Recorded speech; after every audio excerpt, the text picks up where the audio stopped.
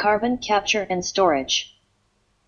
The process of recovering carbon dioxide from the fossil fuel emissions produced by industrial facilities and power plants and moving it to locations where it can be kept from entering the atmosphere in order to mitigate global warming. Carbon capture and storage is a technology aimed at reducing greenhouse gas emissions, particularly carbon dioxide, from industrial processes and power generation activities. Carbon capture and storage. The process of recovering carbon dioxide from the fossil fuel emissions produced by industrial facilities and power plants and moving it to locations where it can be kept from entering the atmosphere in order to mitigate global warming. Carbon capture and storage is a three-stage process: capture, transport, and storage designed to reduce the amount of carbon dioxide released into Earth's atmosphere by separating it from emissions before it can be discharged. Captured CO2 is compressed before it is transported. A similar process called carbon capture, utilization, and storage converts some of the captured carbon into concrete, carbonate rock, plastics, and biofuels before storing the rest. Carbon capture and storage is a technology aimed at reducing greenhouse gas emissions, particularly carbon dioxide, from industrial processes and power generation activities. CCS involves capturing CO2 emissions from large point sources such as power plants, industrial facilities, and natural gas processing plants, transporting the captured CO2 to suitable storage sites, and securely storing it underground to prevent its release into the atmosphere. The goal of CCS is to mitigate climate change by reducing the amount of CO2 emitted into the atmosphere, thereby helping to limit global warming and its associated impacts. The process of carbon capture and storage typically involves three main steps. Capture. CO2 capture technologies capture CO2 emissions from industrial processes or power plant flue gases before they are released into the atmosphere. There are three primary methods of CO2 capture. A. Pre-combustion capture. CO2 is captured before the fuel is burned, typically during the gasification of coal or natural gas. The resulting syngas is then used for power generation or other industrial processes. B. Post-combustion capture. CO2 is captured from the flue gases produced by burning fossil fuels in power plants or industrial boilers. Various chemical and physical absorption processes are used to separate CO2 from the flue gases. C. Oxy-fuel combustion. Fossil fuels are burned in a mixture of pure oxygen and recycled flue gases, resulting in a concentrated stream of CO2 that is easier to capture compared to air combustion processes. Transport. Once CO2 is captured, it is compressed into a dense fluid-like state for ease of transportation. CO2 can be transported via pipelines, ships, or trucks to suitable storage sites. Storage. The captured CO2 is injected deep underground into geological formations such as depleted oil and gas reservoirs, saline aquifers, or unminable coal seams. The geological formations must have suitable characteristics such as impermeable cap rocks to prevent CO2 leakage, porous rock formations to accommodate injected CO2, and secure trapping mechanisms to keep CO2 trapped underground over long periods. Benefits of carbon capture and storage include climate change mitigation. CCS helps reduce CO2 emissions from fossil fuel-based power plants and industrial processes, contributing to global efforts to mitigate climate change and limit global warming to safe levels. Continued use of fossil fuels.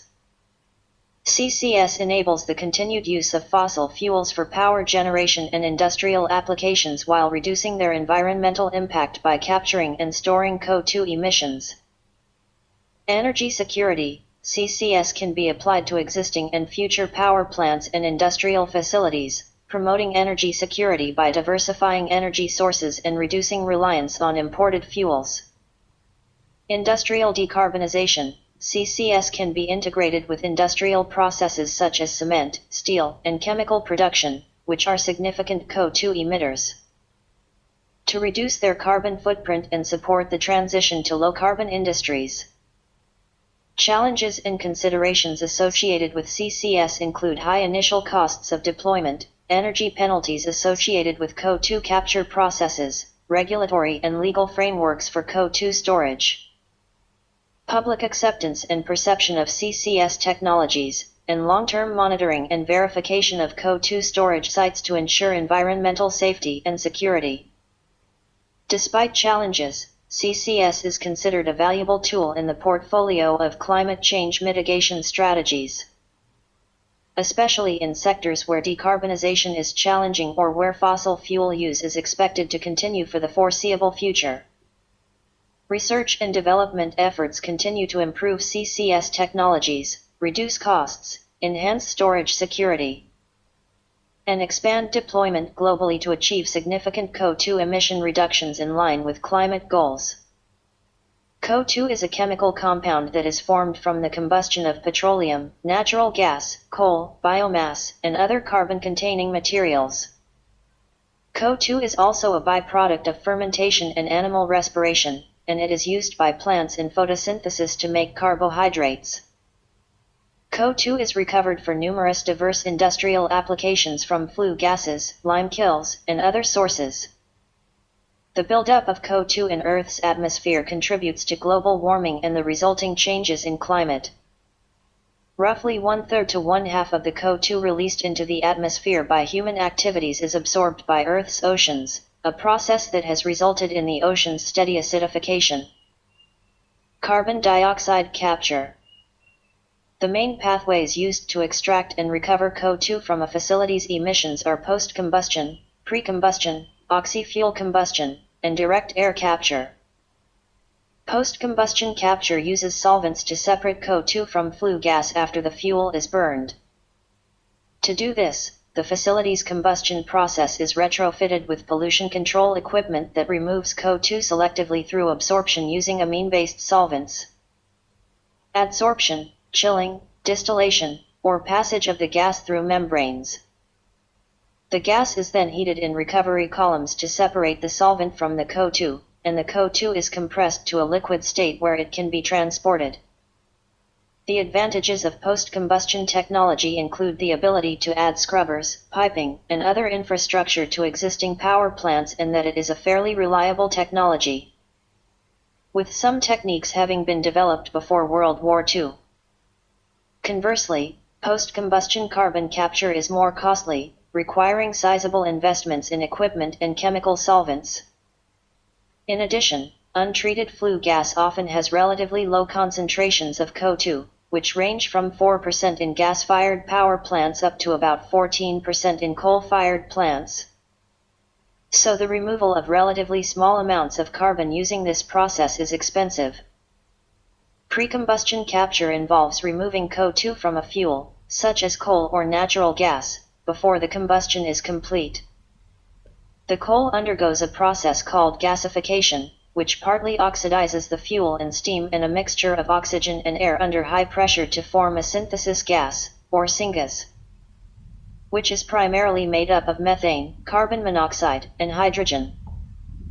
On its own, syngas can be used to make liquid fuels, burned to produce electricity, or used to power the process of plasma arc gasification. With additional processing, however, syngas can yield a mixture rich in CO2 and hydrogen gas. Compared with post-combustion capture, pre-combustion carbon capture is more efficient since the gas feedstock has a higher CO2 concentration, and it can produce usable byproducts, such as hydrogen. While coal-fired power plants and industrial facilities may be retrofitted with equipment that allows for pre-combustion carbon capture, installing gasification infrastructure is often more expensive than the initial construction cost of a new coal-fired power plant. Oxy-fuel combustion capture burns the fuel in an environment of nearly pure oxygen instead of ambient air, which limits the waste byproducts to CO2 and water vapor. One advantage of this process is that CO2 is much easier to separate from emissions since the mixture undergoes a dehydration process, and no solvents are needed. As much as 100% of the CO2 released by burning the fuel can be captured, and equipment can be fitted onto existing facilities. To achieve this level of efficiency, however, costs related to both specialized equipment and materials are relatively high. Along with the high energy demands associated with the separation of oxygen from other gases in the air and high combustion temperatures that range from 1650 to 2480 degrees Celsius. Direct air capture is a process that extracts CO2 from the atmosphere directly, often well after combustion has taken place. In this process, air is passed over streams or surfaces of liquid solvents, such as potassium hydroxide, which attaches to CO2 molecules, or solid sorbents using wind turbines to funnel air into air contactors, where these chemicals reside. Here, the CO2 is separated from the air's other components. As in the post-combustion carbon capture process, heat is applied to release CO2 from these materials so that it can form carbonate salt pellets and other precipitates or be compressed for transport. Similarly, artificial trees that is, sticky, resin-covered filters are designed to remove CO2 passively from ambient rather than forced air. In this process, CO2 is converted into soda ash, which is washed off with water and collected for storage.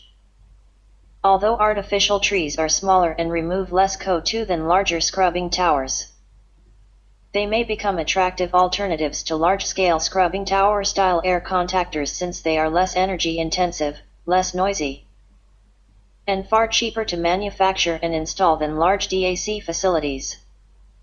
While scrubbing tower-style air contactors can be scaled to fit existing power plants, large-scale DAC plants are often standalone facilities that are expensive to build.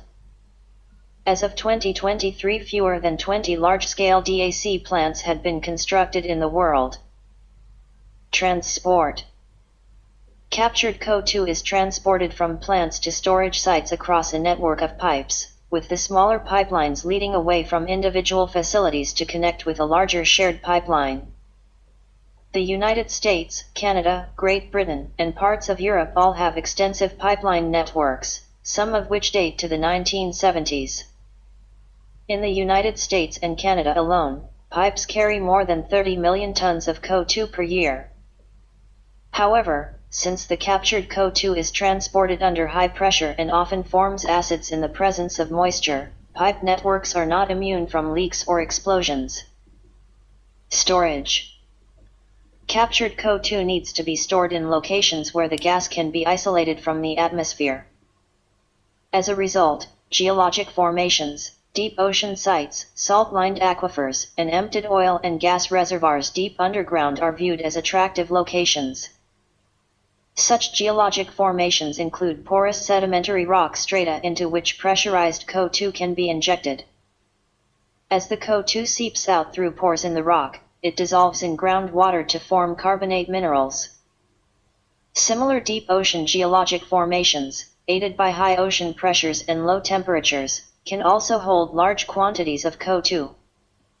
Depleted oil and gas reservoirs provide ready-made storage areas for holding CO2 over the long term, provided that they can be sealed by layers of rock free from faults that could release the gas to the atmosphere. Scaling challenges. The Global CCS Institute's 2019 status report noted that some 40 million tons of CO2 are captured and stored annually. A similar assessment by the International Energy Agency in 2021 noted that this figure had risen to 44 million tons when CCUS was considered. Climate experts claim, however, that approximately 9.1 billion tons, 10 billion tons, or 11 gigatons, of CO2 must be removed from the atmosphere annually to maintain a long-term average global temperature rise of no more than 1.5 degrees Celsius. CCS is in its infancy.